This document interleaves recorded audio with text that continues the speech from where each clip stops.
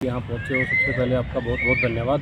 तो जैसे कि आपको मैडम ने सभी बातें बता दी है कि हम ऐसे ही डिप्लोमा करके सभी अलग अलग डिसिप्लिन से डिप्लोमा करके आते हैं। वहाँ एक इंस्टीट्यूट है NSNIS जो नेताजी सुभाष चंद्र जो इंस्टीट्यूट बनाया गया है, हाँ पटियाला में है।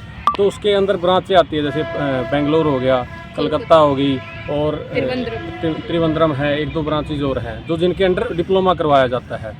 और वो डिप्लोमा के लिए भी एलिजिबिलिटी होती है कि आप तभी इसमें एडमिशन ले सकते हो अगर आपके पास ये चीज़ें हैं कि आप नेशनल प्लेयर हो, इंटर यूनिवर्सिटी खेलो, ऑल इंडिया यूनिवर्सिटी खेले हो, और स्पोर्ट्स वाले ही उसमें एडमिशन ले सकते हैं। जो वो क्राइटेरिया हमने पूरा करके उसमें एडमिशन लिया है, 1 साल का डिप्लोमा किया है और तब हम क्वालिफाई हुए हैं कि कोच बने हैं।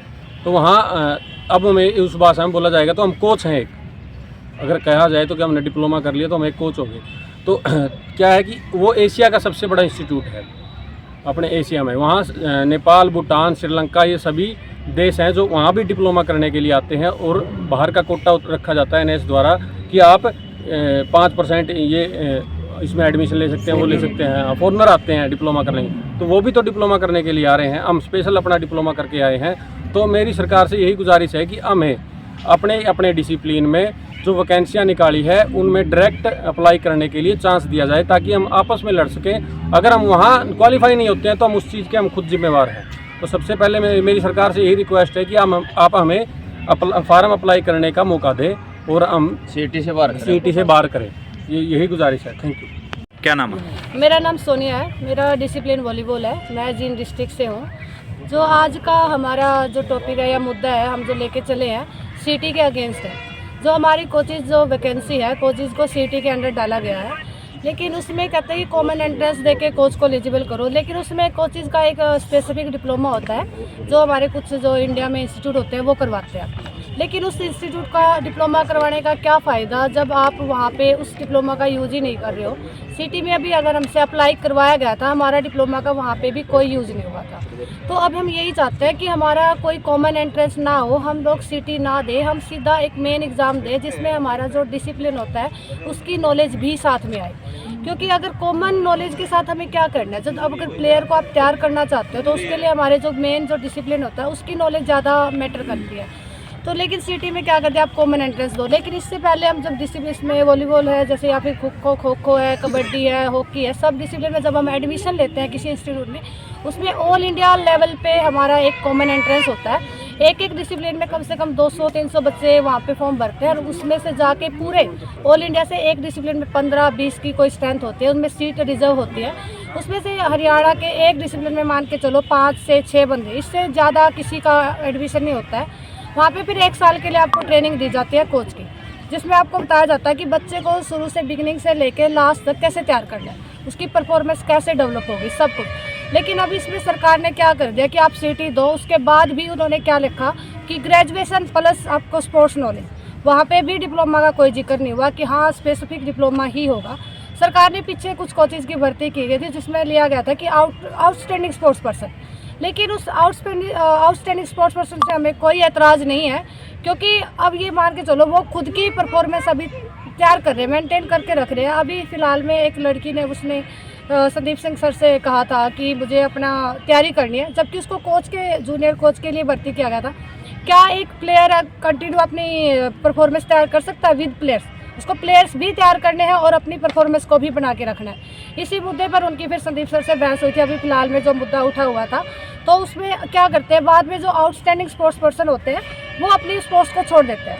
अब उन्होंने उस प्लेयर का कोई नुकसान नहीं हुआ, उसके आगे जाके और जॉब लग जाएगी, लेकिन एक वैकेंसी कोच की ख़राब हो गई। उस कोच की वैकेंसी के लिए कोचेज है पिछले 5 साल से बिल्कुल तैयारी कर रहे हैं, उनको कोई आइडिया नहीं था कि सीईटी के अंदर डाला जाएगा। लेकिन क्या आपको लगता है कि हमें एक ऑल इंडिया लेवल पे कॉमन एंट्रेंस देने के बाद एक ये हरियाणा जो स्टेट लेवल पे कॉमन एंट्रेंस होता है वो हमारे लिए ज़रूरी है? ऑलरेडी हमारी स्ट्रेंथ इतनी कम होती है, ठीक है सरकार स्ट्रेंथ को कम करने के लिए सीटी ले रही है वो अदर्स डिपार्टमेंट के लिए, लेकिन ऑलरेडी यहाँ पे तो स्ट्रेंथ है ही नहीं, तो वो उसका स्ट्रेंथ 4% लेगी। हमारा अब मान के चलिए अब वॉलीबॉल कोच में 16 से 17 वैकेंसी निकली है जूनियर कोच की। अब सीटी 1-2 क्वालिफाई होगा, 3 होगा हद से ज़्यादा, लेकिन क्या फ़ायदा है उसका? हमने तो लड़ाई शुरू ही नहीं की, तो लड़ेंगे कैसे? उन्होंने हमें पार्टिसिपेट करने का मौका ही नहीं दिया। तो प्लीज़ हमारी सरकार से यही रिक्वेस्ट है कि हमें सीटी से बाहर करो। जी। तो हमारा जो टेस्ट होता है एनटीए हमारा टेस्ट लेती है, जो नेशनल लेवल पे होती है। ऑल इंडिया से हमारे ऑल इंडिया लेवल तक के हमारे क्वेश्चंस आते हैं। तो हमारा जो एनटीए के अकॉर्डिंग हम टेस्ट लेके उसके लिए एलिजिबल है। तो हम सरकार से चाहते हैं कि कोचेज अगर लगाने हैं उनको, तो प्लीज़ जिन्होंने डिप्लोमा होल्डर है उनको फॉर्म भरने का मौका दो, उसी के बेस पे कोचेज को लगाओ। स्पोर्ट्स पर्सन से भी हमें कोई दिक्कत नहीं है, क्योंकि हम खुद भी एक टाइम तक स्पोर्ट्स पर्सन रहे हैं। तो वो अभी तैयारी कर रहे हैं, उनको अपना काम करने दो ना। जो इस चीज़ को प्रोसेस में है, जो कंटिन्यू 5 साल से वेट करेगी कोचेज़ की वैकेंसी आएगी हम फॉर्म भरेंगे, सरकार ने तो हमसे मौका ही छीन लिया। तो प्लीज़ सरकार से है कि हमारा सिटी से बाहर करो कोचेज़ वैकेंसी को, हमें एक सिर्फ मेन एग्ज़ाम दो जब हमारा एलिजिबल जो हमारे स्पेसिफिक डिसिप्लिन के अकॉर्डिंग होता है। अगर उसमें हम अगर क्वालिफाई नहीं करते, हम कोच नहीं रखते, हम खुद रिस्पॉन्सिबल है उस चीज़ के लिए। हम सरकार को नहीं बोल सकते कि उसमें हमारी तैयारी नहीं थी, हमें टाइम नहीं दिया। चाहे आप हमारा 10 दिन बाद निकाल रहे हो, 20 दिन बाद निकालो, कोई दिक्कत नहीं है। सिर्फ हमारा मेन एग्ज़ाम निकालो, क्योंकि हम कॉमन एंट्रेंस दे चुके हैं, जो भी ऑल इंडिया लेवल पे होता है। Thank you. नमस्कार, परविंद दैया सोनीपत से सर। और मेरा इसमें है ना एक ऑब्जेक्शन है कि एक आउटस्टैंडिंग स्पोर्ट्स पर्सन आप जो एज ए कोच लगाते हो, तो उसमें और कोच में क्या डिफरेंस है? एक कोच पूरे 1 साल भर साइंटिफिक तरीके से स्टडी करके आता है कि हम एक प्लेयर को कैसे तैयार करेंगे साइंटिफिकली और सिस्टमेटिकली।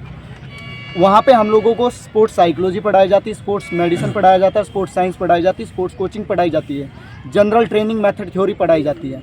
तो वो उस तरीके से हम कोच उन प्लेयर को तैयार कर सकते हैं, ना कि एक outstanding sports person.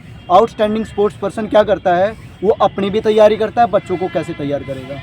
It's mean मेरा मानना यही है कि आउटस्टैंडिंग स्पोर्ट्स पर्सन को स्पेसिफिक कैटेगरी में रखो, स्पोर्ट्स कोचेज़ को उनकी नॉलेज के हिसाब से, उनकी एजुकेशन क्वालिफिकेशन के हिसाब से आप जॉब ऑफर करो। नमस्कार। सरकार आपकी बातें नहीं मान रही है तो आगे का निर्णय क्या रहेगा आपका? सरकार अगर बातें नहीं मानेगी तो आगे का हमारा प्रोसीजर अपनी कमेटी से डिस्कस करके आगे बताएंगे।